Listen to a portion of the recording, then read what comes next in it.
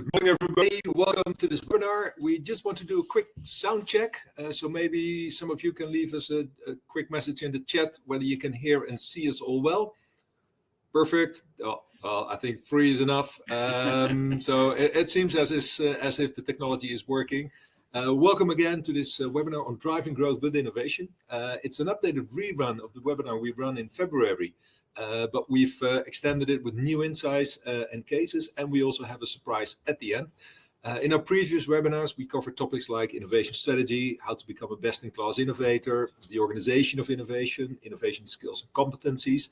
And by the way, these webinars can all be viewed on demand through our website. And today we're going to revisit innovation portfolio management. And we found out that this is actually one of the most popular topics. And I think for good reason, because we've seen in our data that many companies are struggling with portfolio management. And we also have a lot of new innovation stuff coming up soon. We will continue this webinar series in January with a brand new webinar on corporate venturing. Also, we're going to start with a podcast series in which we will discuss key innovation topics. And last but not least, today, during this webinar, we will launch our third playbook on innovation portfolio management. So stay tuned till the end and be among the first to receive this, we think, very useful playbook. Absolutely. And good morning from me as well. And as always, in our webinars, and people who've sort of watched our webinars before, you know, we always approach our webinars from the aspect of our 3 innovation challenges, which we discussed earlier and obviously previously in our webinars. The 3 being the ideation challenge, or how to spot and select and create the most promising innovations. Then validation, which revolves around avoiding unjustified investments in bad ideas, or maybe sometimes hobby horses. And then, as a third challenge, we identify the scale-up challenge, in which you really turn on the growth engine on your innovations. And in this webinar on portfolio management, we'll come back to this sort of framework that we like to use, sort of as a helpful structure for managing your portfolio. And Mark, you just talked about our playbook series. All of these challenges have been sort of well documented and described in our playbooks. So we have the innovation playbook, which we started out with, which Rob will make available as a download. So if you want to download it, please click the link somewhere on your screen. Then we have the innovation strategy playbook. And thirdly, as Mark said, we're going to launch our innovation portfolio management playbook in this webinar. So if you're in this webinar, you get a primer. So having said that, obviously, we always talk about best-in-class innovators, and that's what this series of webinars always revolves around. And just give you some key characteristics of what we think are sort of best-in-class innovators. So, for one, they have a well-defined innovation strategy and roadmap. They manage their innovation portfolio professionally. So, hence this webinar today to provide you some more insight on how to do that and how to get really good at it. Thirdly, they truly embed innovation within their organization in a professional way, and fourth, they continuously develop the innovation competence, culture, and leadership within their organization. So just 4 characteristics of what we see are best-in-class innovators. Well, and just to introduce ourselves, by the way, we have many people who have already joined us in previous webinars. Welcome back. Welcome back again. But my name is Mark Dauma. I'm partner, co-founder at RevelX. Next to me is my colleague partner, Matthijs Rosman, and we will be your host for this webinar. And as always, we have our commercial lead, Rob Nouwens. He's behind the controls, and as always, he's going to make sure that everything runs smoothly. He will also pick up your questions from the chat. So feel free to ask them as we go along. And just briefly about RevelX, we're a boutique consultancy. We help our clients to realize growth through innovation. We work for large corporates. I can name a few, like PON, like KLM. We've done work for IKEA. We work for Unica, a large installation company. But we also work for smaller scale-ups that aim to become a corporate. And our team has quite a vast experience in a range of different industries. Well, looking at today's webinar, we're going to basically cover 4 main topics. First of all, how to design your innovation portfolio. Secondly, how can you actually manage your innovation funnel? and we will talk about stage gate design and also the criteria that you can use in each of the stages. We'll also touch upon the reporting on your innovation portfolio, always a favorite topic of many people. We never like the reporting, but it's like a dirty job that has to be done. We like the reports, though. Yeah, we like the reports, though. Right. And finally, we'll tell you something about how to make stage gate decisions. Well, for those of you who have been here before, we'd like to keep our webinars kind of interactive. So if you have questions, do post them in the chat and we will pick them up as we go along. Maybe not all of them, but we try to cover them if possible. And we also have prepared some polls to see where you are in terms of portfolio management. Yeah, exactly. And we're just starting with the first one, just to get you warmed up. So the first question we would like to ask you is, how good is your organization at innovation portfolio management? And you'll see the poll coming up on your screen. The first people have already answered it. So we have 4 answers. First one, we don't have innovation portfolio management. The second one, we're at beginner level. The third one, we have some success with innovation portfolio management. And fourthly, we completely master it. And if you're a consultant, feel free to answer this question for your most favorable client or the client you're currently working for. Exactly. So let's see what.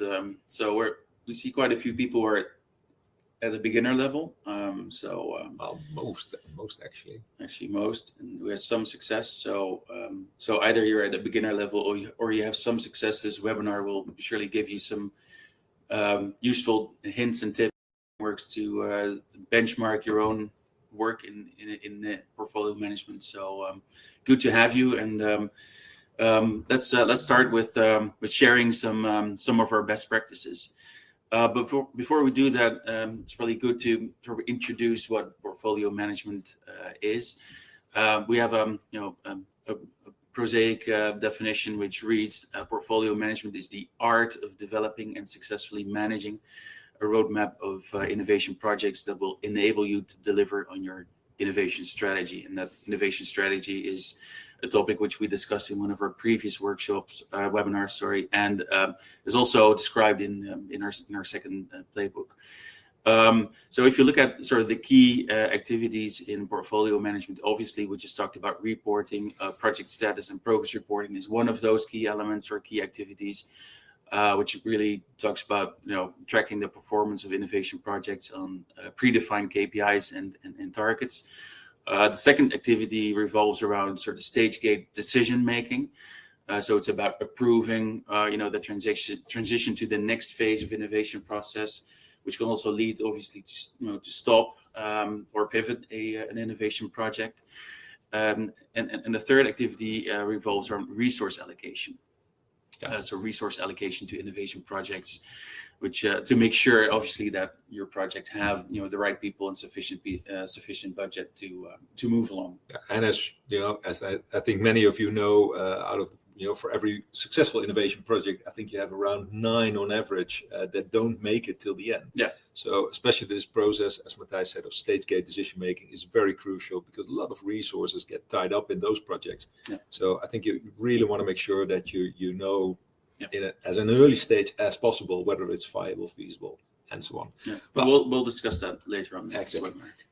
Well, then you can ask yourself, why is it important? And I think as some of our regular visitors know, we have the Innovation Readiness Benchmark, which is, by the way, an interesting tool to assess your own innovation power. More than 400 companies have already done so. Well, first of all, that has given them insight in where to start their journey on becoming a best-in-class innovator.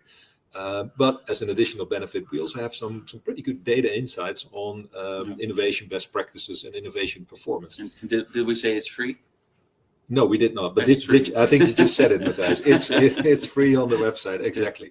Well, if we then take a look at the data on portfolio management, first of all, we see it's actually one of the least well-developed best practice areas among those 400 companies. So those of you who answered, well, we're not really good at, or we're only starting at portfolio management, you're in good company.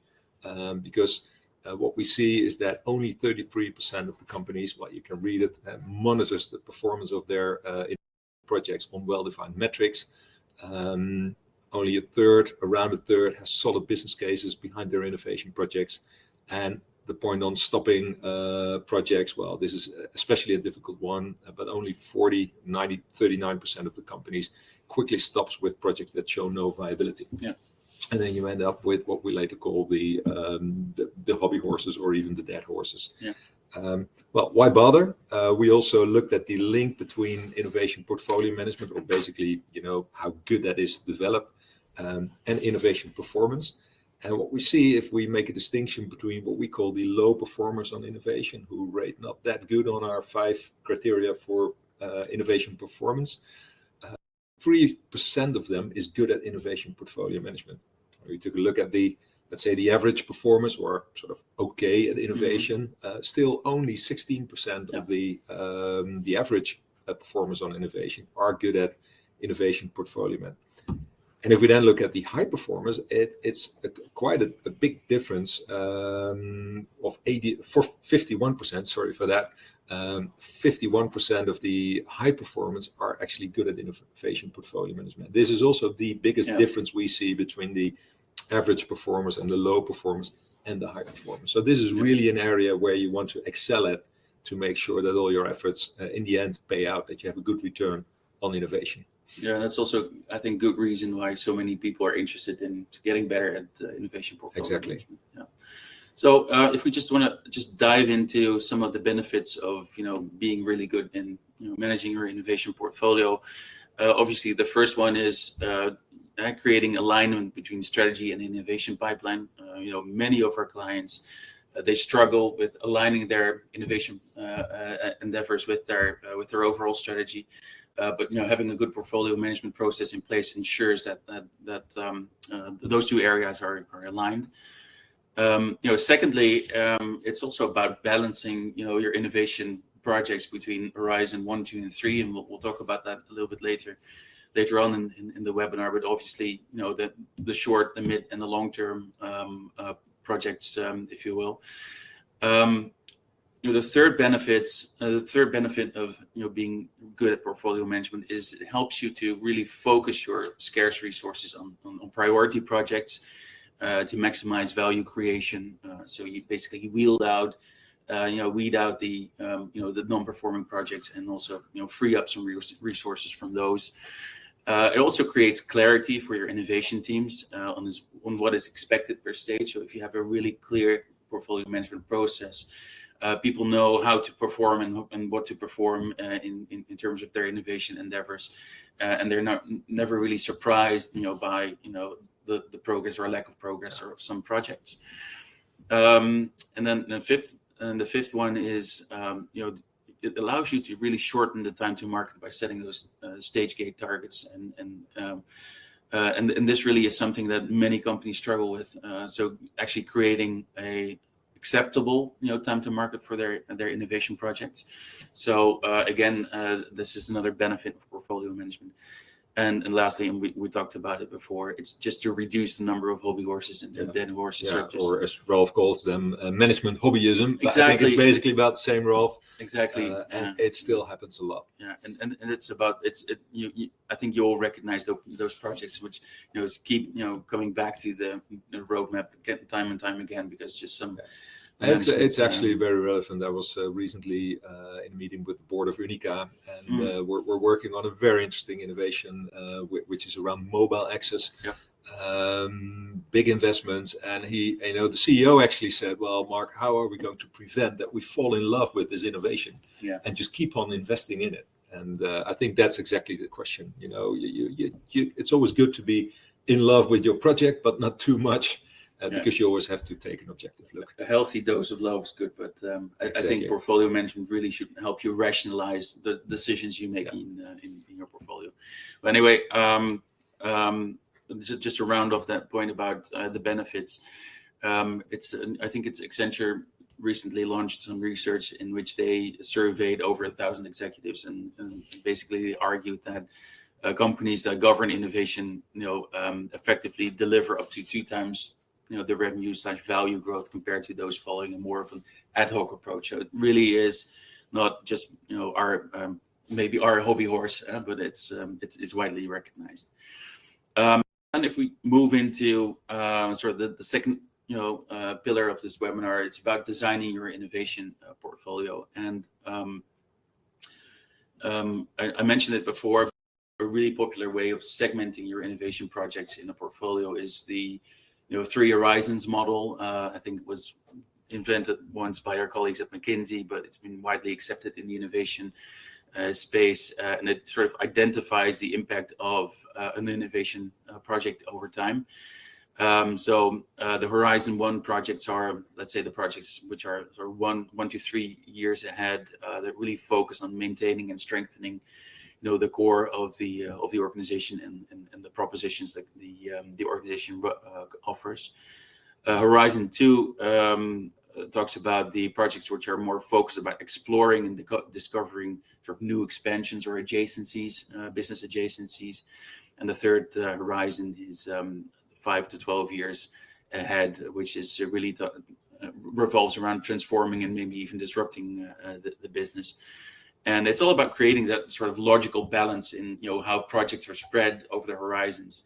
Obviously, you don't want a portfolio that's fully comprised of Horizon 1 projects or short-term projects, but equally you don't want Horizon 3 projects only as well. Obviously, because of their risk profile, but also because the business needs to survive in the short term, and want to see innovation success on the short term as well, also to keep some oxygen into that process. So really the balance line lies in delivering short-term successes in innovation and working on your long-term vision at the same time. So that with respect to portfolio dimension. And the second one, and then this is a piece of our innovation strategy canvas, which you can download from our website, but is also one of the key themes in our innovation strategy playbook. In our webinar innovation strategy, we discussed the importance of sort of defining innovation themes, right, in which on which your organization will focus, and the innovation themes are linked to your innovation strategy and your overall strategy, and the projects within those themes should really help you deliver on your strategic objectives for innovation and the ambitions that you have defined. And a healthy pipeline of innovation projects covers one, obviously all of the horizons. It covers all of the themes, but also covers all of the innovation stages that you have defined for your organization. Yeah, and just as an example, we're working for, let's say, one of the leading equipment companies, and we're talking about excavators, stuff you use at the building sites. Moving dirt. Moving dirt. And actually, they have 2 very important innovation themes. One is about autonomy. So moving towards a more autonomous work site, and the other one is really around safety. Well, as you can imagine, those are quite hazardous environments.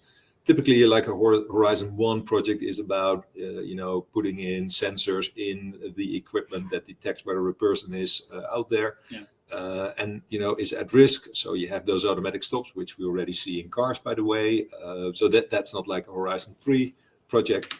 The actually more fundamental one is about developing work sites really into autonomous work sites where actually the machines are unmanned, and they're also investing in just a limited number of those projects because they have the vision that eventually we're moving to that world. So that's really about selecting your teams, and this addresses both autonomy as well as safety, and to a certain extent also their sustainability theme, which is a third theme they have. Because you can make those machines also work more efficiently. So I think that's the whole concept of selecting your themes carefully and then building that portfolio around it. Maybe one other example is I see, I think Leanne is in this webinar as well from Radboud University Hospital, or academic hospital, and they work with what they call greenhouses, and greenhouses sort of relevant topics for, let's say, the future of cure and care. And currently working on remote patient care as an innovation theme. Leon is present, and good to see you. So another very good way of sort of thematically approaching your innovation portfolio. Okay, and Ralph, you're asking whether it can be translated to the classical Ansoff matrix. I, by the way, a long time ago, I actually met the guy. It was a great honor. Shows your age. Yeah, I think to a certain extent you can, Ralph, but I think also, well, bestand, that's always, I think, more incremental. So I think, yes, that does bear some relevance. I think the further you go away, Horizon 3, but I think it's a slightly different approach to it. But I get your question, maybe for another discussion. Well, then the next question is, of course, once you've sort of designed your themes and it's going to make sure that you're going to evaluate your current innovation initiatives. I think many companies, they have ongoing initiatives. And the question is, do they make the cut? And we think there are basically 3 criteria that need to be met to make that cut. First of all, it needs to qualify as an innovation initiative. And we still see projects labeled as innovation, which are actually not innovation. Not innovative, at least not in our definition. Secondly, it should link to an innovation theme. And if not, then you should really ask yourself, is it worth pursuing? Because I think the whole idea about an innovation strategy and themes is that you create focus. So why would you then pursue projects that are outside that focus? And then, of course, the project should at least have some viability and feasibility. We'll talk about that later on in more detail. And then, obviously, once you've identified your innovation projects as such and populated sort of your first funnel, it's also important to look at the entire portfolio. So because a portfolio basically is a collection of projects, and that will be existing projects, but it should also be new projects. And then you should look at kind of 3 aspects or 3 levels. First of all, strategy alignment.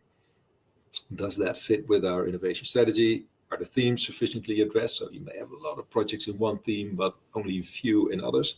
Are the horizons sufficiently covered? You may have many projects in, well, typically we often see a lot of Horizon 1 stuff and less in the other horizons.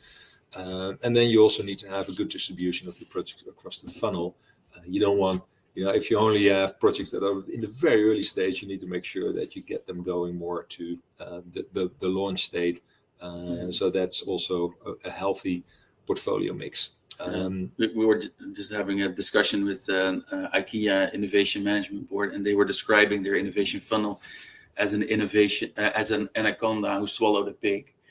So somewhere, so if you picture that, somewhere there's an obstruction in the in the funnel, and a lot of projects should just stay there for a long time. Now, well, second way of looking at your portfolio is the value creation and return. So is it creating sufficient value?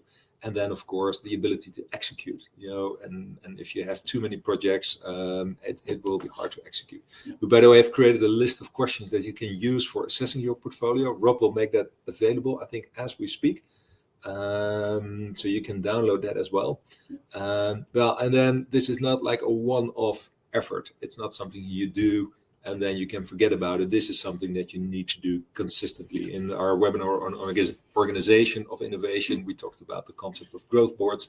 Typically, this is where a growth board comes in, and they should at least on a quarterly or at least a half-year frequency look at the portfolio and ask these questions. Ask the right questions. Always ask the right questions, exactly. There are a couple of pitfalls that you would like to avoid, and we've seen them over and over again. Well, first of all, the wrong projects, as we said, they really need to be innovation projects, avoid adding, for example, operational improvements to your portfolio. Too many projects, creating overload in your roadmap with more projects that you can possibly manage. We work for a large Dutch mail company. The largest mail, Dutch mail. Let's say the largest. They had 230 innovation projects, and that would, added up, they would require 3 times the resource that they had available. Well, then you need to make tough decisions. What we call lopsided portfolio. So too many projects in either one of the horizons. And we talked about the hobby and the dead horses already. Yes, they still exist, and be careful that you don't have them at all in your portfolio.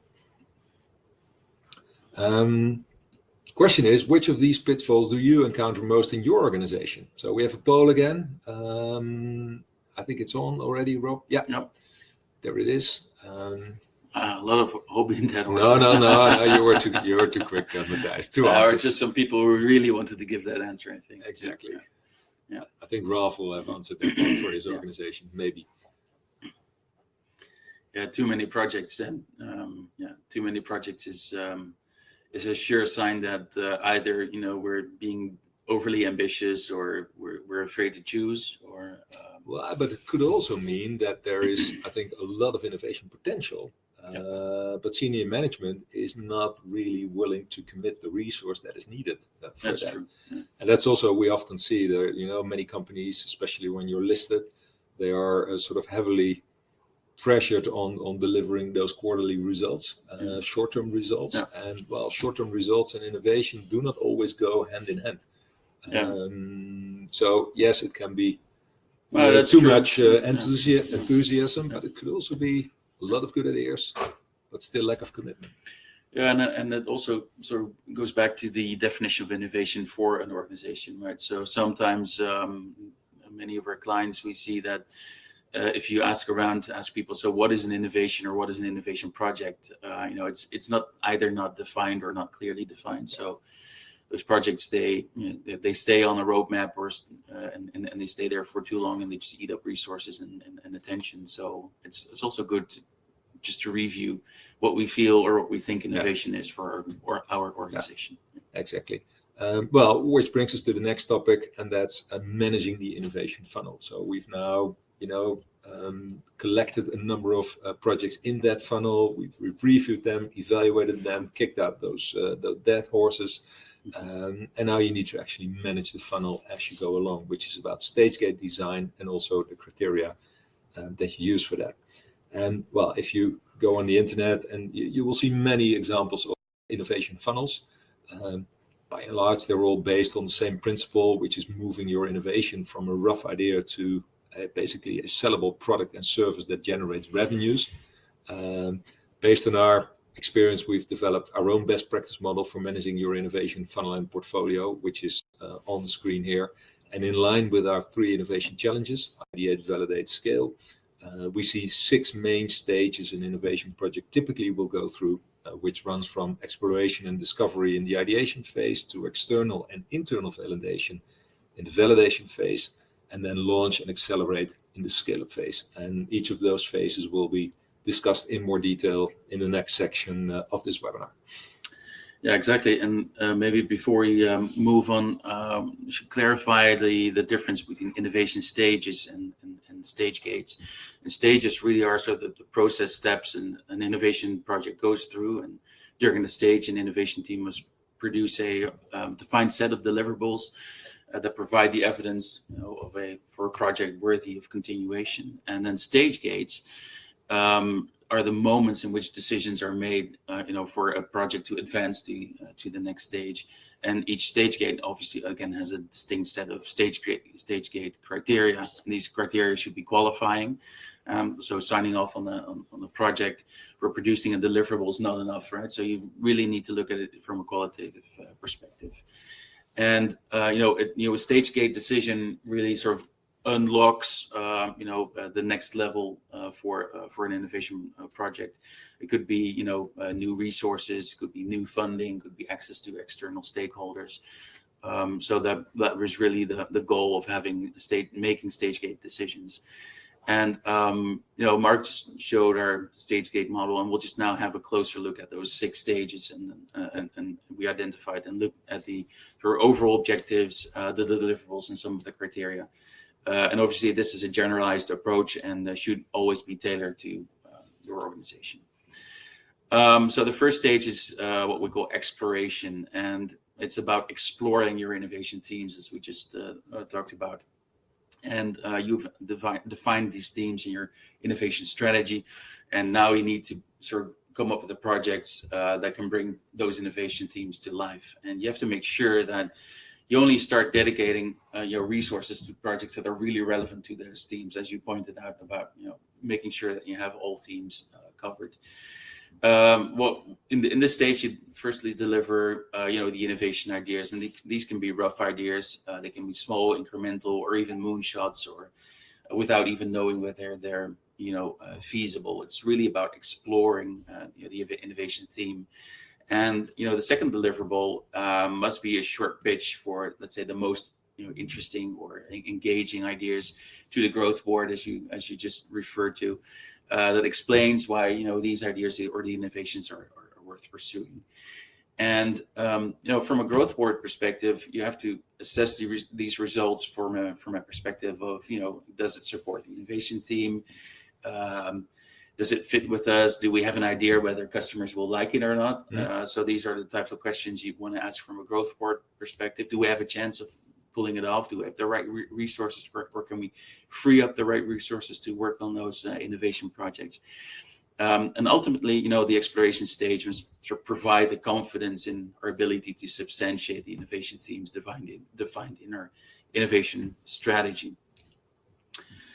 The second phase revolves around discovery, and it's about you start working on elaborating the ideas that have been selected in the exploration phase, and we really need to discover whether they indeed address a problem that's worth solving, and to assess whether there are sort of true opportunities for us as a company to start addressing. And we're one of the we don't really talk about it anymore, but we feel that for any innovation effort, the customer should be the key starting point, right? So successful innovation starts when you focus on that customer. So the first step really is to describe who the target customer is. If you use personas, use personas. If you use target groups or segments, use segments or target groups. But but start with the customer. Or however you define it, start with that customer first. So what is a problem statement for that customer, and what are the clear cases that your innovation team can start working on, right? So that's really is one of the triggers in the discovery phase. We also obviously investigate the opportunity that must be delivered with the innovation, which gives us a feel for feasibility and viability. And it's in this stage, it's all about ballpark figures, right? So it's about guesstimates. Is it a 10K, 100K, 1 million, or multi-million euro business opportunity? Really, you really need to start getting your hands around the opportunity in this stage.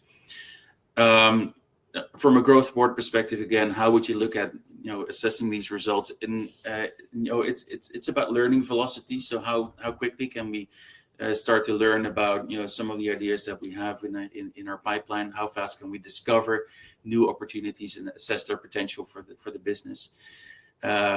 Obviously, also about assessing those outcomes. How many potential customers have people surveyed? So because we really feel that is a proxy for how well an innovation team is willing to sort of go out of the building to assess our innovation projects. As more of a forward-looking indicator for innovation. It doesn't really mean that if you've surveyed 100 or 1,000 or 10,000 customers, increases the odds, but at least it's a good forward-looking indicator. And ultimately, in this stage, we want to get confidence of innovation projects really addressing clear customer problems and addressing customer needs and that they show initial potential for us to sort of further pursue. Which brings us to the next stage, and this is actually a very critical one, which is the external validation. Yeah. I think here, this is the point where typically, you should be able to quickly assess whether it's likely that the innovation will get traction in the market. And up until this point, we've made many assumptions. I think it's basically based on thinking and, of course, many years of knowledge. But in the external validation, we just go out into the market to test those critical assumptions. And the critical assumptions are basically the make or break assumptions. If they hold true, if they are true, then there is at least evidence of viability, desirability, that the customers actually want it, and also feasibility of the proposition. So we're looking for what are those assumptions and how can we test them, and that can be very simple. You can develop a whole MVP. I think for one of our customers, we will now actually make a pilot. We will actually develop software to test it. Well, that's one way to go about it. For one of our other customers, we basically made a sales pitch explaining why it is a good idea for them to move into a whole new category of products, which they can actually produce and manufacture and distribute through their current channels. Yeah. And we just, reached out to the sales force. I think we had 4 or 5 countries, and we just explained them the pitch and said, just go to 2 or 3 of your most trusted customers, ask for like a half an hour Teams meeting and test those assumptions. And what we got back was actually quite promising, because in many countries, the buyers at their customers actually said, well, if you would be able to pull that off, we would be interested. And then that there is desirability, but also viability of the solution. Yeah. Maybe there's an interesting question from Raquel on this topic. As it relates to external validation, she asks, are these stages and validations also valid to B2B environments? Well, thanks, Raquel. I think it's exactly the example I just gave was in a B2B environment, by the way. It was about B2C products, but because they are working with distribution partners, we actually validated the proposition with their distribution partners. So I think it's very valid. Yeah. The numbers may be lower in terms of how many companies or how many customers you interview, but in general, I think it's really worthwhile doing it. And I agree, and it doesn't really matter what the amount of customers that you interview. It's that it's the type of interaction that you build up with your B2B customers. So for one of the postal packaging companies we work for, you don't speak to the to the salespeople predominantly, because they're looking for a quick sell, obviously, and so the people that they will point to you for a customer interview, for example, might not be the most important or most relevant ones. So if your numbers go down because you have a lower set of relevant customers, the type of interaction that you have will be different. Yeah. But you really step into that realm of sort of open innovation. So and then move on to the next stage, which is the internal validation, and that's really about assessing the viability of the business model. And I just stick with the example that was basically, by the way, a company that was thinking about moving into a range of home and garden products. As I said, we had 2 to 3 interviews in 4 or 5 countries, and that also gave us a pretty price points that we needed to meet in order to be competitive and to be attractive. And then, the next question is, of course, can we actually deliver that in an economically viable way and actually make a profit on it? And so there you see that the external validation also gives you sort of clear guidance on what you need to validate internally. And eventually we're looking for a business model fit, so proof of profitability and also market viability. So and if you go back to our innovation playbook, which Rob made available earlier in the webinar, there's this whole section about how do you test your hypotheses, what type of MVPs, MVSs can you launch? So and those are either more applicable to large amounts of customers versus smaller amounts of customers. So have a look at that, and that will give you some helpful tips. So the fifth stage is about launching, and launching really describes, after you've done all the work in ideating and validating your propositions, so how are you going to launch your innovation into the market? And the first, early adopters will provide real-time insight in how a proposition is perceived in the market. So it's so again, this is about keeping close tabs on what's happening, and what should you deliver in this phase? It's mainly around analytics, right? So you have to look at what is the uptake of my product or proposition or innovation in the market? How do the first acquiring customers, how do they behave? How did the customer acquisition costs develop? What do all these insights tell us about the scale up of a proposition, and how does it compare to the original business case, obviously? Because that's something that we often forget, is we start with the business case and then later on forget to validate that one. So assessing the results is about sort of looking for proof of attraction in the market. Does the market commit to our propositions by ordering, using, advocating, all those sorts of things? And we're just looking for proof of attraction here. So conversion rate, cohort analysis, performance. Can we attract the audience that we're looking for? So those are again the points of validation that a growth board should look at. And finally, once we've launched, it's about turning on the growth engines. It's about creating acceleration and scaling and innovation into maturity. And this is really when the innovation is sort of fully accepted and can transition out of the innovation domain and be handed over to the business as a business continuation, or maybe a separate or a new venture, if you will. And looking from a deliverable point of view, the handover plan is something that we're very keen on seeing, because that's something that is really key on getting something from a sort of a lab environment to a fab environment or fabrication environment. And it's key to making that transition from innovation domain to the core business domain. And and here the biggest pitfall was premature scaling, right? So we scale before we can actually manage and support a project or an innovation fully in the business. So we're looking for that kind of proof. We're looking for, as we state here, revenue parameters. We're looking on a return on marketing spend, and making sure that ultimately it's making sure that the business, sort of the core business, is fully aligned on managing those innovation promises. So if we then transition into looking at metrics that you should apply to your performance, to your portfolio, we generally like to look at two types of innovation metrics. One is about effectiveness of the innovation project and process, and the other one is about performance of innovation projects. Looking at the first one, we talked about time to market as a very important metric to look at. It's about stage gate passing rates. So are enough, let's say, it sounds strange, but are enough projects not making the cut, or are enough projects pivoting to make the cut or moving to the next stage gate?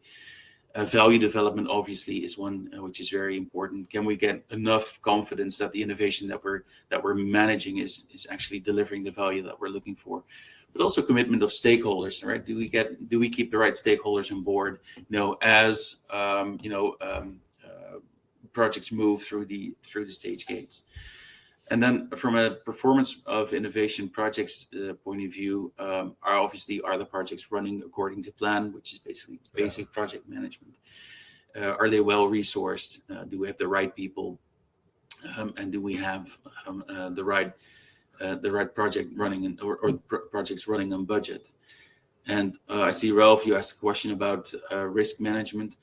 Basically, or risk reduction, basically the whole process of managing your innovation is a portfolio is about risk reduction, right? Yeah. So risk reduction really is.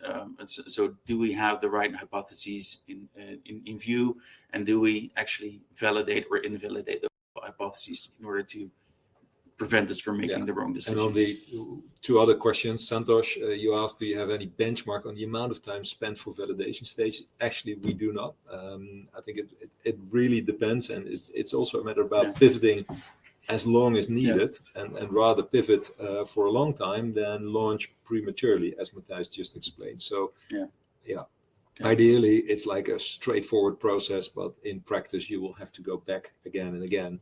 Björn asked, are there any set rules regarding the return on innovation or the ROI? We typically call that return on innovation, which apply to multiple sectors and companies. Well, I think in general, no, that really depends on your shareholders, the nature of the company that you are. If you're a public company, well, that rules apply.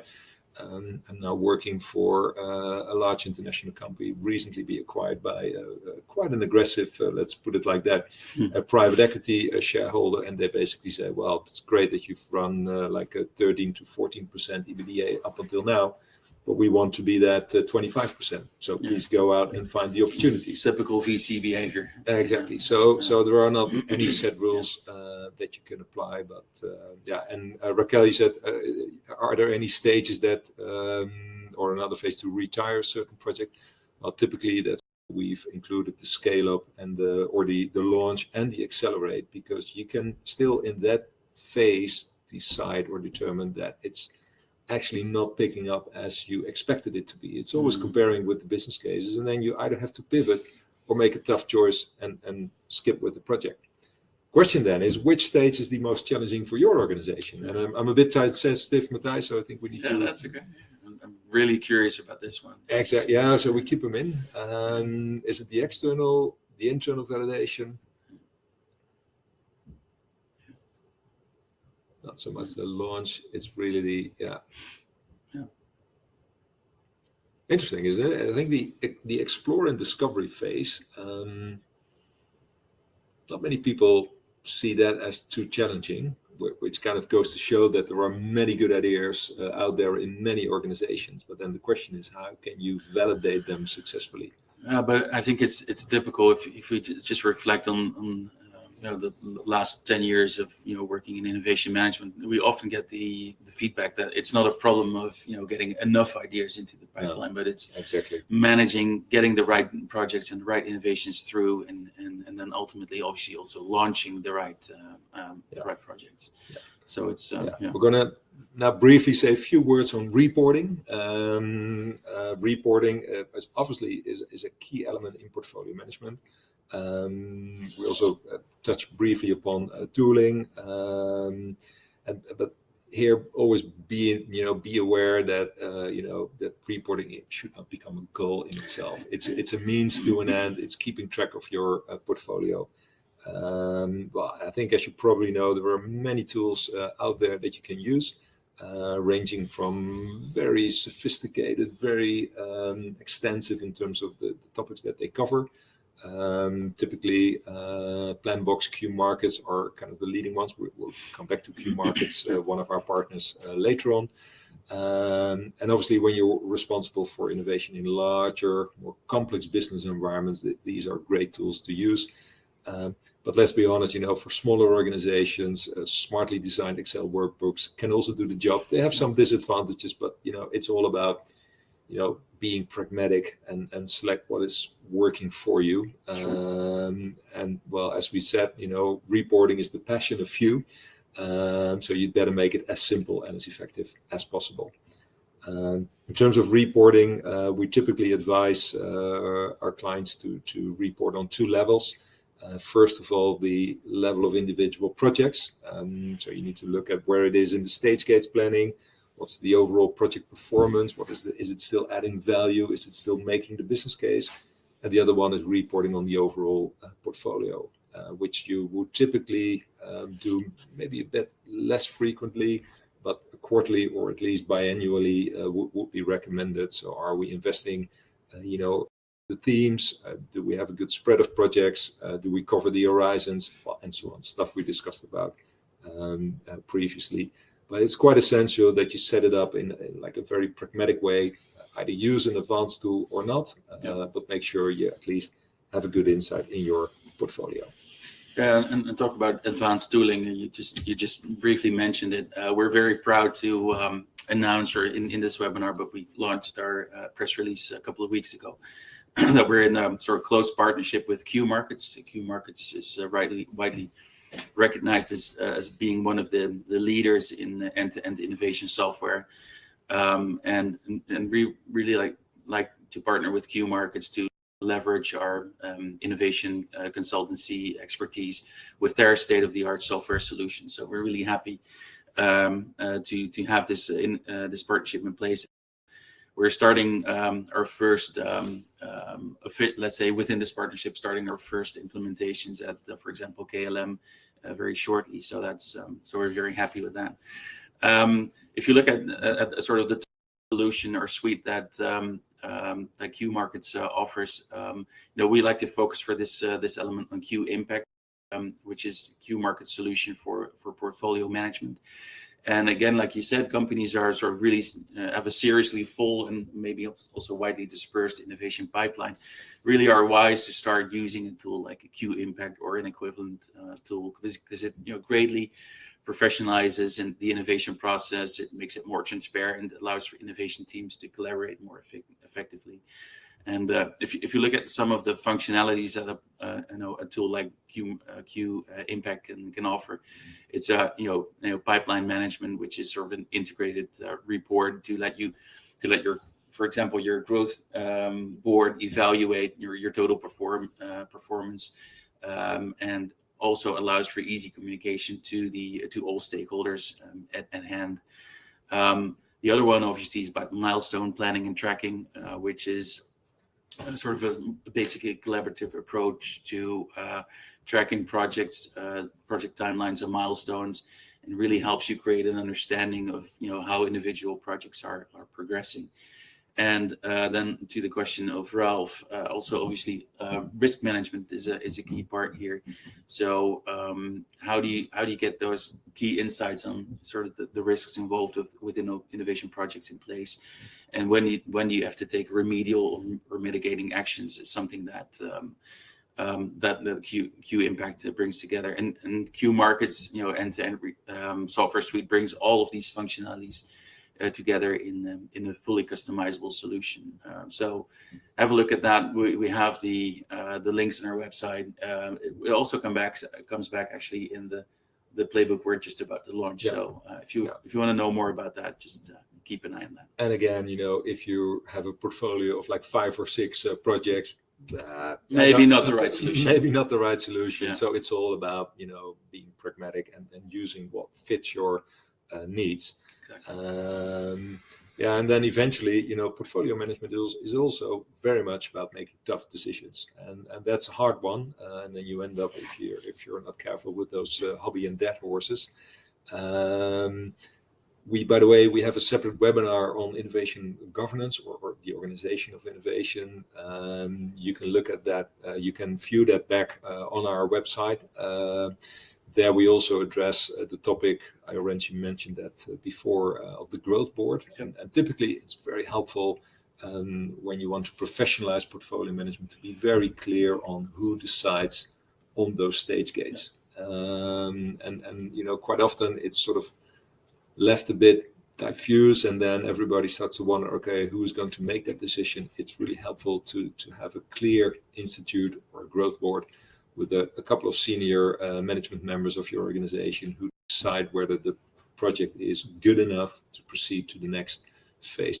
Commitment, but it also makes sure that you get the right resources available, because as we said earlier on, there are quite often a lot of good ideas, but quite often too many for the resource available. Yep. And having senior management look at those projects on a regular basis, decide them then, is really helpful, to keep that flow in your portfolio. And we always recommend to use data, in those decisions. So look at business cases, readjust your assumptions. I'm now working on an innovation where it seems to be that, it's either we're going to make a solution that includes the Android and the iOS platform, but iOS is currently not on board, and we're constantly reviewing the business case. What would happen if they would come on board? What if not? And that leads to new insights as we go along. But you have to continuously look at the data to see whether it's still economically viable. And I think quite often one of the biases found in many organizations that a lot is done on intuition, a gut feel, without properly looking at the data. So be careful about your own biases. This is about rationalizing, right? So making sure that you let the data speak rather than the opinions of the few. Yeah, and even if you're working, I think it was Raquel who asked that. Not quite sure. When you're working in a B2B environment, you can say, "Well, I don't have too many data points." But if you've interviewed, we've done that for a SaaS software as a service solution, where we basically reached out to 12 or 15 customers where in-depth interviewed. Then the number of customers may not be that high. But because we had in-depth interviews, we actually could tell a lot. Looking at those assumptions. Yeah. Okay. Well, I think this brings us to the end of our webinar and the end of the available time for this webinar. We already mentioned several tools that we developed in order to help you innovate more successfully. We didn't actually talk about our book Dare, which I wrote with our colleague Eric, which is our book on. You're now talking about it. I'm now talking about it. Yeah, it's a book we wrote on sort of the mindset of innovators in the digital age. It's available through our website. You can buy it through managementbookbol.com, all those platforms. We're very proud. It's an Amazon bestseller, so do check it out.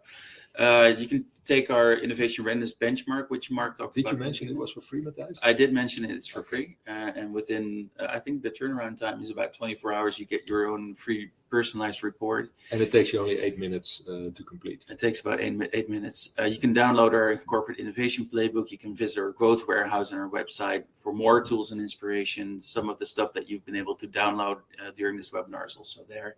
You can book a free 30-minute consultation with us, either with Mark or myself or jointly. Just send an email to info@RevelX, and Rob will hook you up with us. And he just made the playbook available.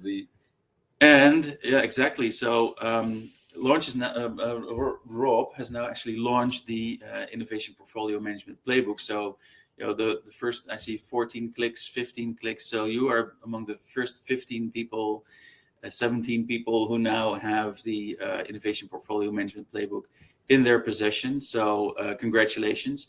Do let us know what you think. We like to get some feedback from you guys.